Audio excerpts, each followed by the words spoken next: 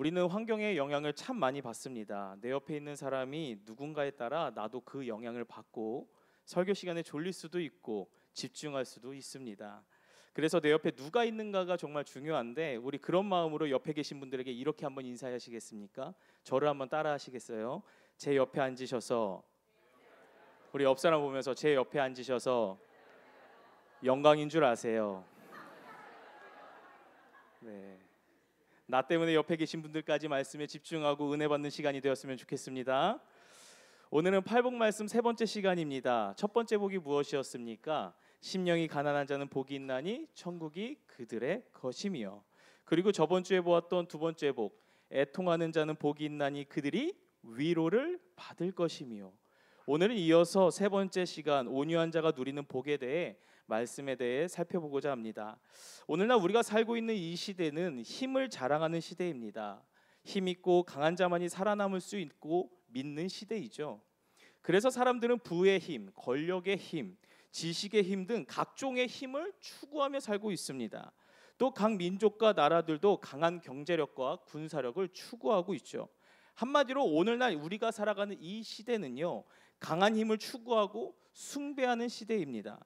그래서 강한 자가 약한 자를 무시하고 강한 나라가 약한 나라들을 함부로 대하고 지배하려고 합니다.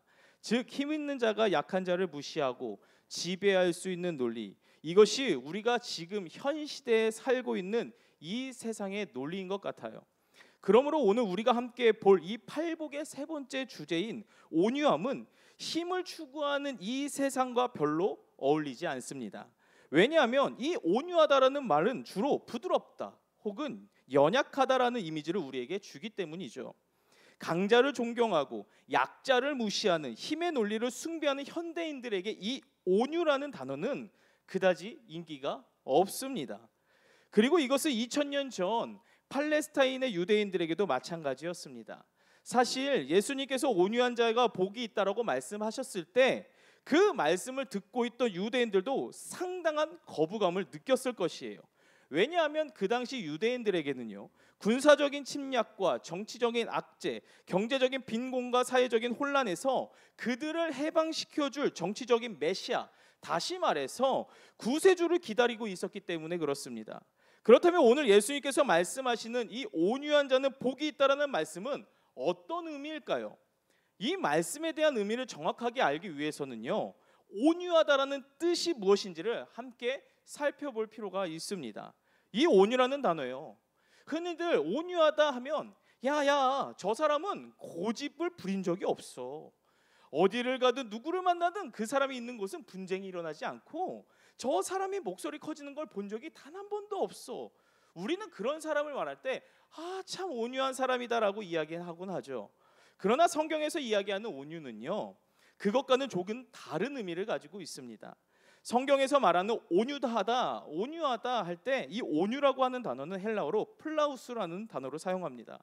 이 플라우스, 이 단어의 뜻은요, 잘 다스려졌다, 잘 길들여졌다라고 하는 뜻을 가지고 있습니다. 이 온유에 대해 설명할 때 보통 이 야생의 말을 길들이는 이야기를 많이 합니다. 여러분, 야생의 말은 자기 멋대로이죠. 자기가 달리고 싶으면 달리고 자기가 멈추고 싶으면 멈춰버려요. 그런데 이 말을 사용하기 위해서는 길들이는 시간, 훈련하는 시간이 필요합니다. 그래서 이 말을 잘 길들여졌다라고 하는 것은요, 말이 달리고 싶어도 주인이 고삐를 당기면 어떻게 할까요? 멈춰 서는 거예요. 그리고 말은 한 발자국도 움직이지 않는 것이죠. 또한 주인이 채찍질을 내리쳤을 때, 주인이 가자고 이야기했을 때 이 주인의 말에 순종해서 기꺼이 발걸음을 떼고 걷고 달리게 하는 것, 그것이 바로 오늘 성경이 말하는 온유라는 단어라는 거예요. 단순히 말을 잘 듣는 착한 상태를 의미하는 것 또한 아닙니다. 내 안에 여전히 이 불같은 야생의 성질이 남아있음에도 불구하고 이제는 주인의 말을 따르고 잘 통제되어지는 상태, 그것을 온유라고 한다는 것이에요. 서울에 포득교회를 담임하고 있는 여자 목사님 중에 원유경 목사님이 계시는데, 이 원유경 목사님이 6걸음이라는 책에서 이 사우디아라비아의 왕이 타는 말을 훈련시키는 특별한 방법에 대한 이야기를 적어 놓았습니다. 우선 왕이 타는 말이니 얼마나 까다롭고 선출되기가 어렵겠습니까? 먼저 혈통이나 조건이나 월등히 뛰어난 말들을 수소문에서 고릅니다. 그리고 몇 가지 훈련과 테스트 과정을 거친다고 해요. 그리고 최종적인 몇십 마리의 말을 남겨놓아요. 이 몇십 마리로 추려진 후에 이 마지막 훈련은요, 어떠한 상황 속에서도 조련사들의 휩쓸을 불면 바로 그 자리에서 멈춰서도록 하는 훈련을 받는다고 합니다. 그래서 최종 후보까지 올라가는 말들은요, 사막으로 보내져요. 그리고 그 사막에서 3일 동안 물 한 모금도 주지 않는다고 합니다. 사막의 뜨거운 태양, 이 거친 모래바람 아래에서 물 한 모금도 먹지 못하고 3일을 지내는 말들은요, 그 기간이 지나면 기진맥진해서 너무나도 지쳐 목말라 하는 상태가 된다고 해요. 그리고 나서 나흘째, 사흘째 되는 날 이 말들을 오아시스 근처로 데려가 풀어놓는다고 해요. 여러분 생각해 보세요. 3일 동안 물 한 모금도 먹지 못했습니다. 이제 오아시스 근처에 가면 물 냄새가 날 거 아니겠습니까? 이때 말들을 풀어놓잖아요. 그럼 그 물 냄새를 맡은 말들 어떻게 할까요? 미친 듯이 오아시스를 향해 달려가요. 그때 조련사가 호각을 삑 하고 분다고 합니다.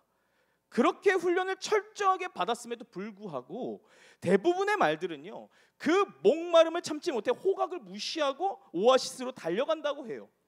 그런 말들은 다 탈락이죠. 반대로 목이 타서 달려가는 와중에도 이 호각 소리를 듣고 즉시 멈춰서는 말, 그 말들이 왕을 섬기게 되는 준마로 왕궁에 보내진다고 합니다. 그리고 그 말들에는 이런 낙인을 찍어준다고 해요. 왕을 섬기기에 합당한 말, 고작 짐승에게 주어지는 것이지만 왕을 섬기는 합당한 말이라고 이 낙인이 찍히는 것, 그것이 바로 온유한 성품이라고 할 수 있습니다. 하나님께서도 우리에게 그 온유함을 원하신다는 거예요. 여전히 내 마음대로, 내 생각대로, 내 멋대로 하고 싶지만 하나님께 붙들림 받은 사람은요, 하나님께서 원하지 않는 일이라면 즉각적으로 멈춰 설 수 있는 자입니다. 내가 마음에 들지 않고 하고 싶지 않은 일임에도 불구하고 하나님께서 원하신다고 하는 그 마음을 받았을 때 즉시 순종할 수 있는 자, 그게 바로 하나님 손에 의해 잘 길들여진 사람을 온유한 사람이라고 오늘 본문에서 이야기해주고 있다는 거예요. 단순히 순하고 착한 사람을 이야기하는 거 아닙니다. 완벽한 조련사 대신 이 하나님에 의해 다스려지고 훈련된 인격을 가진 사람이라는 거예요. 여러분, 우리는 어릴 때부터 이 신앙생활을 잘해서 부드럽고 온유한 사람, 그냥 보기만 해도 마치 막 거룩하고 경건한 같은 사람, 저 사람 참 성품 좋아, 화를 낸 적을 본 적이 없어. 저는 저희 성산교회 부임하고 나서 청소년부, 청년부 사역을 하면서 단 한 번도 화를 낸 적이 없습니다. 근데 우리 청소년들, 청년들은요, 매일같이 제가 화를 낸다고 착각해요. 이거 참 아이러니한 상황이죠. 저는 화를 낸 적이 없습니다.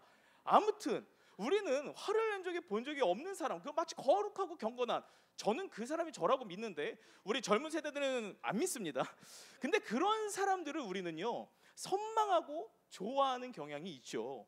그러나 하나님은요, 하나님 손에 붙들리기 시작한 그 순간부터 내 안에 여전히 제어되지 못한 이 다듬어지지 않는 거친 성품이 있음에도 불구하고 내가 하나님을 섬긴 이후 달라지기로 한 인생을 귀하게 여기실 뿐 아니라 아름답게 사용하신다는 거예요.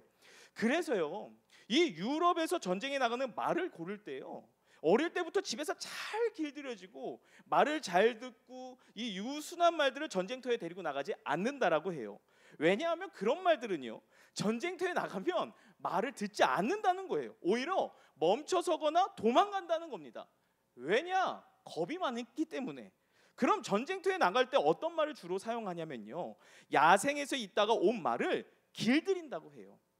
그런 말들은 주인이 앞으로 가라고 하면요, 그러면 화살이 빗발치는 전쟁터라고 할지라도요, 주인의 말에 순종해서 앞으로 나간다고 이야기합니다. 그래서 아직 내 안에 다듬어지지 않는 거친 성품이 있다? 내 안에 여전히 이런 부족한 모습이 있다고 생각된다면 낙심하지 마시길 바랍니다. 그 못난 성품을 가지고 하나님 앞에 나아간다면요, 그 못난 성품을 다듬어 가시면서 하나님 나라를 이루어 가시기 위해 나를 붙들어 쓰신다라는 거예요. 여러분, 사도 바울을 보세요. 다메섹 도상에서 예수님 만나기 전 그의 성품이 얼마나 다듬어지지 않는 상태였습니까? 예수 믿는 사람들 다 잡아다가 감옥에 가두고 심지어 죽이기까지 하지 않았습니까? 그런데 그가 예수님을 만나고 나서 성품 그대로 이 복음 전하는 일을 위해 사용되어지는 것을 우리는 보게 됩니다. 그래서 우리에게 여전히 다듬어지지 않는 그 성품이 있음에도 희망이 있다는 거예요. 우리가 하나님께 붙잡히기만 한다면, 이 주님의 다스림을 받는 삶을 살기만 한다면, 주님에게 길들여지는 삶, 주님의 통제를 받는 삶을 살기만 한다면 부족해도 모자라도 거칠어도 상관없다라는 말씀이에요. 결국 중요한 것이 무엇입니까? 내가 하나님 손에 다스려지고 있는가? 내가 하나님 손에 의해 통제되어지고 있는가? 이게 중요하다라는 거예요. 여러분, 가정에서 우리가 늘 이 불을 사용하면서 살아가죠.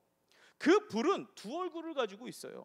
통제되어지는 불과 통제되어지지 않는 불. 이 통제되어지는 불은 우리에게 너무나도 유익합니다. 우리를 따뜻하게 해주기도 하고요, 또 음식을 맛있게 익혀 먹을 수 있도록 도와주죠. 이 통제되는 불은요, 한마디로 우리에게 선물이에요. 하지만 통제되어지지 않는 불은 어떻습니까? 재앙입니다. 얼마 전 있었던 산불, 경상북도 의성과 안평면에서 시작된 불이 어마어마하게 번졌죠. 무려 451km가 번졌습니다. 피난 인원만 무려 36,674명, 부상자만 32명, 사망자가 28명이라고 합니다. 여러분, 꼭 필요한 불이지만요, 통제되어지지 않는 불은 우리에게 엄청난 재앙을 안겨준다는 거예요. 근데요, 신앙도 마찬가지라는 거예요. 성경에서 우리는 죄인이라고 이야기하죠. 그런데 그 죄성이 주님 안에 통제되어지지 않는다라고 생각해 보세요. 결국 우리가 누군가에게 아픔을 줄 테고요, 상처를 줄 수 있는 재앙이 될 수 있다는 사실을 반드시 우리는 기억해야 된다는 거예요. 여러분, 성경에서 온유한 사람이라고 말하면요, 이 두 명의 인물을 이야기할 수 있을 것 같습니다. 첫 번째가 누구냐 하니까 예수님입니다. 가끔 예수님도 화를 내셨습니다. 성전에 가서 장사하는 이들을 상을 둘러 엎기도 하셨어요. 또 바리새인과 사두개인들, 서기관들 향해 이 회칠한 무덤 같은 인생이라고 격분하시기도 하셨습니다. 그러니까 온유는요, 단순히 부드러운 성품, 이 따뜻한 성품을 이야기하는 게 아니라는 거예요. 성경에서 예수님께서 온유하다라고 하셨던 이유는요, 십자가 지시기 전 이 겟세마네 동산에서 예수님이 하셨던 기도를 보면 우리는 알 수 있습니다. 예수님이 뭐라고 기도하셨습니까? 마태복음 26장 39절 말씀, 우리 마태복음 26장 39절 말씀을 함께 읽겠습니다. 조금 나아가사 얼굴을 땅에 대시고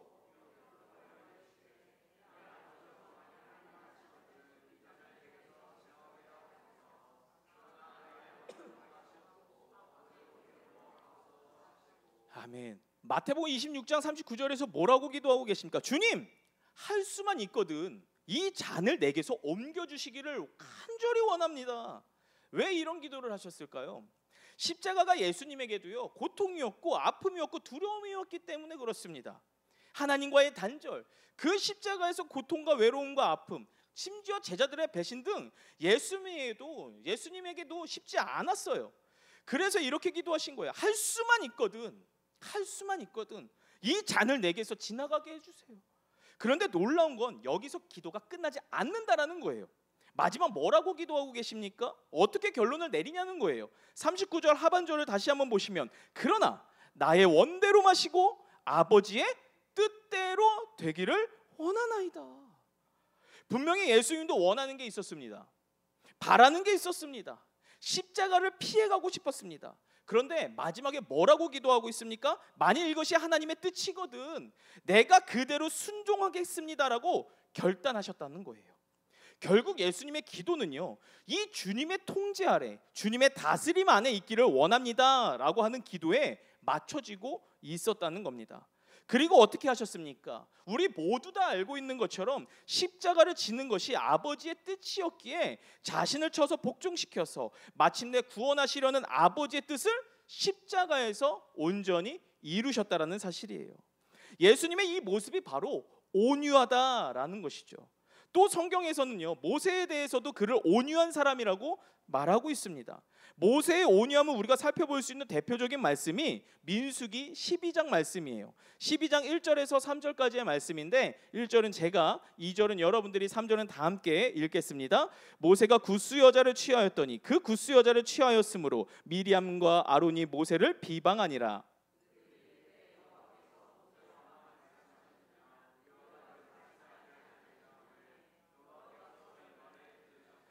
함께 읽겠습니다. 이 사람 모세는 온유함이 지면의 모든 사람보다 더하더라. 아멘. 도대체 모세가 어떠한 온유함을 가졌기에 하나님은 모세 보고 그냥 온유하다라고 말씀하시지 않고 모세가 온 지면에서 모든 사람들보다 더 온유했다라고 말씀하셨을까요? 이 앞에 어떤 사건이 있었냐 하면은요, 원래 모세 아내는 십보라라고 하는 여인입니다. 그런데 그가 구스 여자를 취하였다라고 성경은 오늘 분명히 보여주고 있죠. 많은 학자들이 왜 그런 결혼을 하게 됐냐 하면 본처인 십보라가 죽었기 때문에 재혼한 것이라고 추측하고 이야기하고 있습니다. 그래서 1절 말씀을 보면요, 구스 여자를 만나서 결혼했다라고 기록하고 있죠. 이 구스가 어디냐 하면요, 에티오피아 지역을 의미합니다. 학자들은 이야기하죠. 아마 이 에티오피아 여인이니까 흑인이었을 가능성이 크다라고들 이야기해요. 그런데 그 광야를 지나고 있는데 어떻게 에티오피아 여인이 그곳에 함께 되었을까? 학자들은 또 이렇게 추측해요. 이스라엘 민족들이 애굽에서 종살이하다가 출애굽할 때 이방 사람들도 그들을 따라온 사람들이 있을 것이다 라고 이야기하고 있죠. 나는 하나님을 섬기겠습니다, 나는 하나님의 자녀의 삶을 살겠습니다 라고 결단했던 사람들이 유대인이 아님에도 불구하고 출애굽 대열에 합류하게 되었다는 거예요. 유대인은 아니지만 그들이 하나님의 사람임을 고백했기 때문에 아마 이 구스 여인도 에티오피아 여인도 그때 따라와서 계속 함께 있던 여인으로 보인다라고 학자들은 이야기하죠. 그렇다면 이 여인이 비록 구스 여인이라고 해도 결혼에 전혀 문제가 되지 않는다라는 거예요. 그런데 이 결혼을 두고 모세의 누나였던 미리암과 그의 형이었던 아론이 모세를 향해 비방하고 공격하게 됩니다. 야야야, 너의 선택이, 너의 결혼이 진짜 잘못된 거야. 왜 구스 여인을 택했느냐? 그 말씀이 방금 우리가 읽었던 1절과 2절에서 이야기해주고 있어요.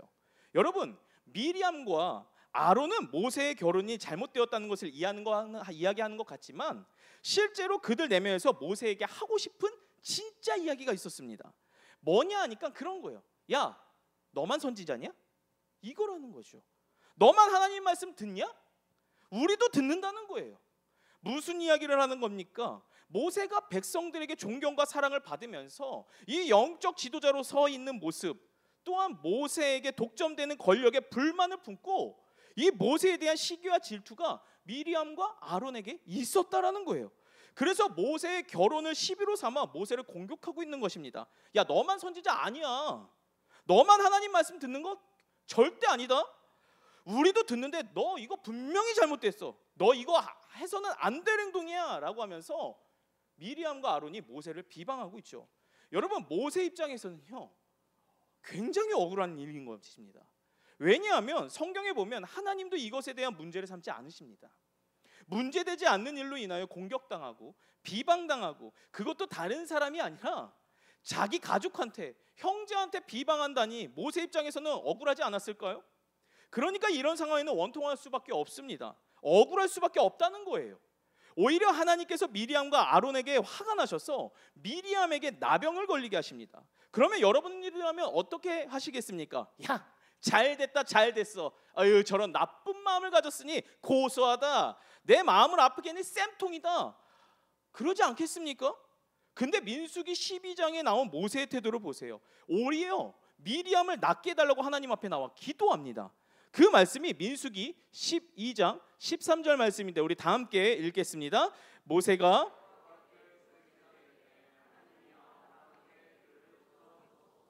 여러분, 이 모세의 태도를 보세요. 이게 바로 온유한 자의 모습이라는 거예요. 저는 이 말씀을 묵상하면서 이런 질문을 한번 스스로에게 해봤습니다. 모세 입장에서는 억울하지 않았을까? 아니, 원통하지 않았을까? 분명 속이 뒤집어지고 짜증나고 힘들었을 텐데 어떻게 한마디도 하지 않고 오히려 그 미리암을 위해 기도해 줄 수 있었을까? 모세가 이스라엘 민족의 지도자 역할을 하면서 얼마나 억울하고 원통한 일이 많았습니까? 이스라엘 백성들이 따라 나서겠다고, 우리를 애굽에서 구원해달라고 분명히 하나님께 부르짖었음에도 불구하고 모세가 애굽에서 그들을 데리고 출애굽할 때 이스라엘 백성들의 태도는 어떠했습니까? 먹을거리가 떨어지자 모세를 찾아와서 원망했습니다. 우리를 광야에서 굶어 죽이려고 우리를 이곳에 데려왔냐? 원망했다는 거예요. 심지어 물이 부족했을 때 어땠나요? 여기서 목말라 죽겠구나, 한탄했다는 거죠. 심지어 이스라엘 백성들은요, 애굽을 그리워하기까지도 했습니다. 적어도 애굽에 있을 때는 야, 고깃국도 끓여 먹고 신선한 야채와 이 과일도 맛보았는데 지금 이게 뭐 하는 거냐 라고 하소연하며 모세한테 비방하며 한탄했다는 거예요. 문제가 생길 때마다요, 모세에게 찾아와서 원망했습니다. 근데 여러분 생각해 보세요. 모세가 뭘 잘못했습니까 도대체? 아니, 이스라엘 백성들 자신들이 선택한 거고 자신들이 하나님께 부르짖고 기도한 건데 왜 모세가 그 수모를 당하고 억울한 일을 당해야 하는 겁니까? 그런데 보세요. 그렇게 억울하고 원통했는데 하나님께서는요, 모세의 억울함과 원통함을 다 풀어주셨습니다. 이스라엘 백성들이 불평할 때마다, 원망할 때마다 그 자리에 하나님은 외면하시지 않고 함께 하시면서 일하시기 시작했다라는 거예요. 먹을 것이 없는데 하늘에서 만나와 메추라기를 내려주셨고요, 물이 부족할 때 쓴물을 단물로 바꿔주시고 반석에 물이 나게끔 만들어주셨습니다. 모세가 억울하고 원통한 일이 있을 때마다 이 하나님의 일하심을 통해 모세의 억울함과 원통함을 하나님께서 직접 개입하셔서 풀어주시는 것을 모세는 직접 경험했다라는 거예요. 저는 이 부분을 보면서 한 가지 크게 깨달은 게 있었습니다. 문제와 억울한 일이 생겼을 때 굳이 내가 나설 필요가 없구나. 그 대신 잠잠히 하나님을 바라보면서 기도하면은요, 하나님께서 직접 개입하셔서 문제를 해결해 주시는 것을 우리가 직접 경험할 수 있다라는 거예요. 그래서 여러분, 모세에게 이 40년이라는 광야 생활은요, 하나님께 길들여지는 시간이었습니다. 이 40년이라는 광야 생활은요, 하나님의 다스림을 받는 시간들이었다는 거예요. 그리고 그 시간들을 통해서 하나님의 살아계심을 누릴 수 있었다는 거죠. 그래서 굳이 해명하거나 공격할 필요가 없었던 것이에요. 원통한 일이 있을 때, 억울한 일이 있을 때, 마음 아픈 일이 있을 때마다 모세는요, 오히려 그의 시선을 하나님께로 고정하고 기도하는 자리로 나아갔고요, 그 기도하는 자리를 통해 모든 문제를 해결해 주시는 하나님의 은혜를 경험하더라 하는 것이에요. 그것이 바로 온유한 자의 삶이라는 것이죠. 하나님이 계시니까, 하나님이 나와 함께 하시니까 내 억울함, 내 원통함을 풀어주시기 때문에 우리는 늘 하나님을 바라볼 수밖에 없는 거예요. 하늘 위로를 기대하면서, 하나님의 역사를 기대하면서 지금 이 시간을 참아내는 것, 그러나 그것은 패배로 끝나는 것이 아니라 결국 하나님께서 승리케 하심을 기대하는 믿음이 있기 때문에 모세를 향하여 하나님은 최고의 칭찬, 그를 향해서 온유함이 지면의 모든 사람보다 더하더라라고 민수기 12장 3절 말씀에 기록하고 있다는 것입니다. 여러분, 모세는요, 미리암과 아론이 공격했음에도 불구하고 아무 말도 하지 않고 온유한 자리를 지킵니다. 화를 내지 않습니다. 원통하지 않았다는 거예요. 억울하지도 않았어요. 왜냐하면 하나님을 바라보면서 하나님의 하신 일을 기대하면서 그 자리를 지켰기 때문에 그렇습니다. 그러니까 어떤 일이 일어납니까? 미리암이 하나님의 진노를 사서 나병에 걸리게 됩니다. 사람들이 다 알고 있었을 것이에요. 누가 옳은지, 하나님께서 모세를 옳다 하시는구나, 모세가 얼마나 힘들었는지를 알기 때문에 미리암에게 나병을 베푸시는구나. 그런데 여러분, 모세는요, 끝까지 온유했습니다. 미리암을 위해 기도했어요. 그때 어떤 역사가 일어납니까? 하나님께서 모세와 함께 하시는 것을 이스라엘 백성들이 다 보게 되더라는 거예요. 심지어 아론과 그의 누이 미리암마저도 하나님의 뜻이 어디에 있는지 다 인정할 수 있게 되었다라는 것이에요. 사실 이것이 바로 온유한 자가 받을 수 있는 복이라는 것이죠. 그래서 오늘 마태복음 5장 5절 말씀에 뭐라고 말합니까? 온유한 자는 복이 있나니 땅을 기업으로 받는다. 사실 이 말씀은요, 이미 구약에서 약속하신 말씀을 예수님께서 다시 인용하는 말씀입니다. 시편 37편 11절 말씀, 우리 시편 37편 11절 말씀 제가 읽도록 하겠습니다. 그러나 온유한 자들은 땅을 차지하며 풍성한 화평으로 즐거워하리로다. 시편 37편의 내용은요, 이 악인들의 불의를 행하는 악인들과 불의를 행하는 자들 때문에 이 의인들이 불평하게 돼요. 또 그들을 시기하게 됩니다. 그런데 하지 말라는 거예요. 이유가 무엇이냐면 하나님께서 반드시 악인을 심판하실 것이라고 이야기한다는 거죠. 하나님이 반드시 의인들을 칭찬해 주시고 그들에게 선과 복을 주신다고 성경은 이야기하고 있습니다. 그러니까 너희들은 끝까지 여호와를 신뢰하라, 선을 행하라는 거예요. 악인들이 하는 악한 짓들에게 마음 뺏기지 말고 악한 자들은 나중에 결국 땅에서 다 끊어질 것이다. 너희 온유한 자들은 그 땅을 차지하게 될 것이다. 너희는 여전히 온유하고 마음을 하나님께 굽히고 주님의 말씀을 신뢰하고 주님을 믿고 끝까지 나아가라 라고 시편 37편은 이야기해주고 있습니다. 그래서 시편 37편 11절은요, 이 온유한 자가 땅을 차지하게 될 것이다 라는 분명한 약속을 하는데요, 이 시편 37편 11절과 마태복음 5장 5절에서 말하는 땅은 어떤 땅일까요? 부동산의 개념일까요? 그렇지 않다라는 거예요. 결론부터 말씀드리자면 온유한 자가 누릴 수 있는 복은요, 그곳이 하나님의 나라가 되고 그곳에 하나님의 통치, 그곳에 거룩한 하나님의 땅이 된다라는 의미를 담고 있습니다. 여러분, 이 말씀을 잘 설명해 주는 이야기가요, 창세기에서 나와요. 이삭이에요. 이삭이란 뜻이 뭔지 아시죠? 웃음이란 뜻을 가진 자입니다. 이 이삭이 블레셋 땅에서 농사를 지을 때 하나님께서 축복해 주셔서 100배나 되는 결실을 얻어 거부가 됩니다. 짐승들도 많아지고 심지어 소유들, 그리고 하인들도 많아지게 됩니다. 그래서 그가 그랄이라고 하는 골짜기에 이제 정착을 하게 되고 그곳에서 우물을 파게 되죠. 그런데 여러분들도 다 아시는 것처럼 이삭이 파는 곳마다 우물이 터집니까? 터지죠. 그 당시는 여러분들도 아시다시피 이스라엘 땅은 물을 얻기가 굉장히 어려운 지역이기 때문에 그들에게 우물은요, 생명과 다름없습니다. 그래서 재산 1호였어요. 우물이 있으면 농사를 지을 수 있고 짐승을 먹을 수 있고, 그것 때문에 이 부유함을 누릴 수 있었기 때문에 우물은요, 그 당시에 재산 1호였어요. 그런데 그랄 시냇가에서 땅을 파는 곳마다 우물이 터지죠. 근데 문제는 그걸 블레셋 사람들 입장에서는 마땅하게 여기지 않습니다. 그래서 시비를 걸고 그에게 나와서 우물 파는 거를 막습니다. 왜냐하면 우물을 빼앗기기 위해. 그런데 이삭이 억울한 상황에서 어떻게 합니까? 블레셋 사람들과 다툽니까? 아니에요. 그냥 자리를 옮겨요.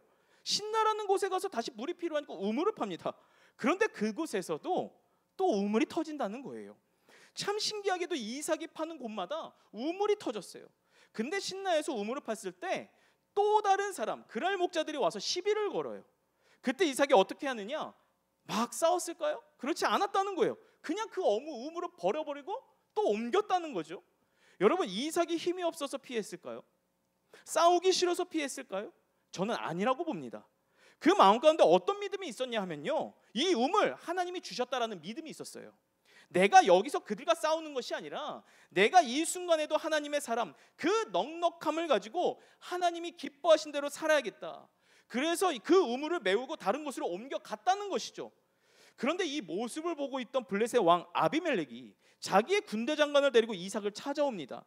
그리고 나서 뭐라고 제안합니까? 창세기 26장 28절 말씀, 우리 함께 읽겠습니다. 그들이 이르되 여호와께서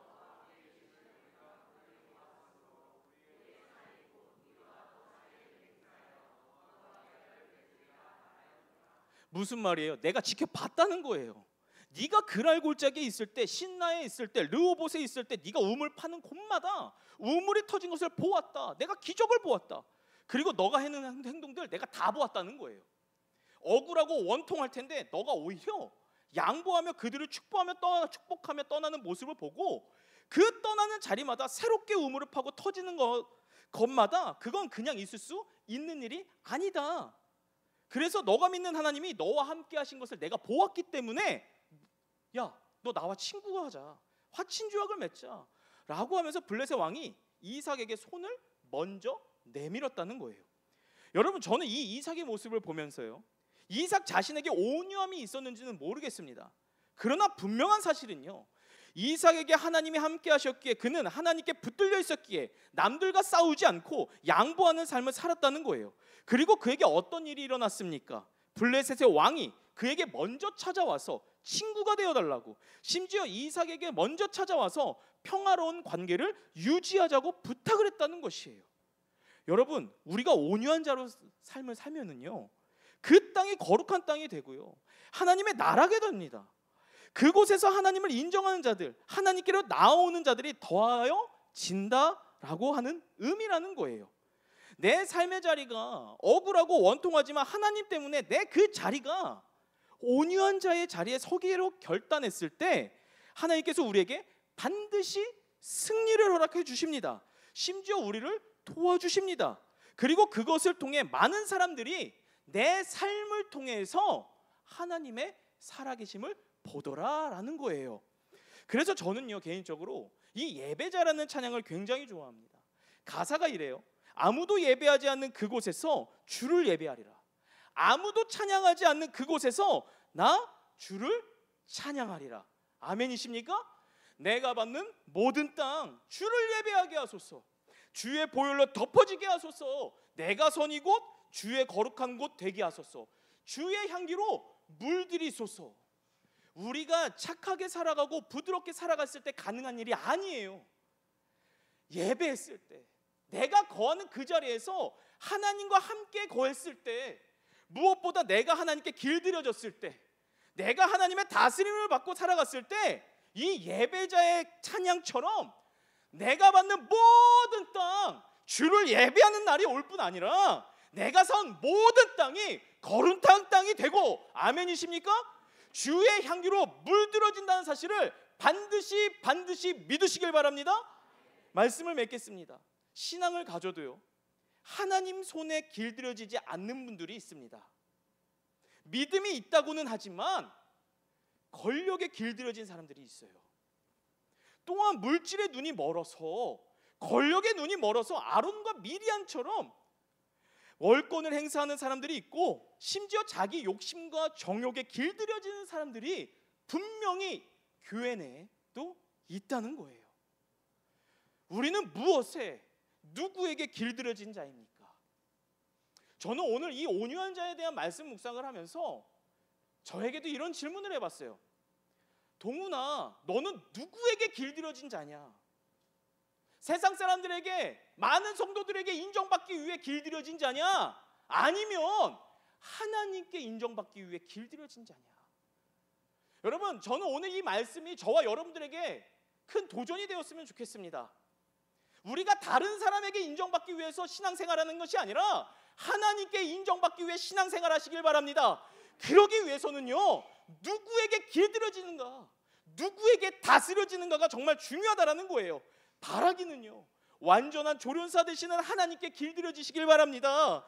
하나님께 붙들리시길 바랍니다. 하나님께 붙들린 자, 하나님의 다스림을 받는 자는 온유한 자의 삶을 살아갈 수 있습니다. 그리고 그 온유한 자가 누리는 복은요, 땅을 기업으로 받는데요, 그 땅이 무엇이냐면, 우리 다 같이 한번 따라해 보겠습니다. 하나님 나라, 하나님 나라. 아멘이십니까? 바라기는 우리 모두가 하나님께 길들여져서 누구보다도 하나님께 다스림을 받아 내가 거하는 가정과 직장과 교회가 하나님 나라, 거룩한 나라, 그곳이 주님의 향기로 아름답게 채워지기를 주님의 이름으로 축복드립니다.